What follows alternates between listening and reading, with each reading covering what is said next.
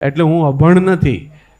મેં આ બંને ભાષા સાંભળી, ભણી, જેટલી આવડી એટલી શીખ્યો અને હવે લખવા માટે આ ભાષા મારી માની ભાષા પસંદ કરી છે.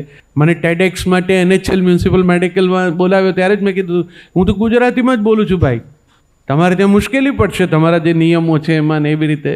એટલે એ લોકોએ કીધું ના ના અમારે તમે બોલો છો ને ગુજરાતીમાં એ સાંભળવું જ છે. અને એના કરતાં વધારે આ જે તમે ભણવા આવ્યા છો એમાં 30-35 લાખ રૂપિયા તો ખર્ચશો. તમારા પપ્પા એ બાપા ડાક્ટર હશે તે કેવી રીતે ક્યાંથી લાવે છે? પ્રેક્ટિસ તો ગુજરાતમાં કરે છે. હા, મેં કાલ સવારે આ 35 લાખ તમારે પાછા તો લેવાના જ, એ અહીંથી જ પ્રેક્ટિસ કરીને લેવાના. તમે કહો તમને બરોબર ખબર છે કે અહીંયા અંગ્રેજી ચોપડી હોય, અધ્યાપક ઇંગ્લિશમાં બોલે, તમારા સેમિનાર્સ ઇંગ્લિશમાં થતા હોય, તમારે વિથ ધ ટાઈમ તૈયાર રહેવું હોય તો એ માટે અંગ્રેજીમાં જ સંદર્ભ ગ્રંથો આટલા બધા છે એટલે તમને એ આવડવું જોઈએ. બધું સાચું. એનો અર્થ એવો નહીં કે તમને ગુજરાતી નથી આવડતું. જ્યાં જરૂર પડે ત્યાં તમને ગુજરાતી આવડે જ છે.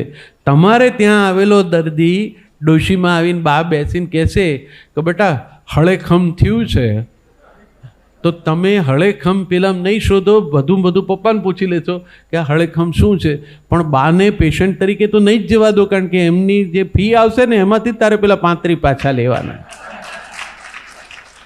આપણને ભાષાએ અર્થોપાર્જન કરવા માટે જે રીતે મદદરૂપ થવાની છે એ આપણને ખબર છે. पूरा वीडियो देखने के लिए सब्सक्राइब करें भारत कुल ऑन YouTube।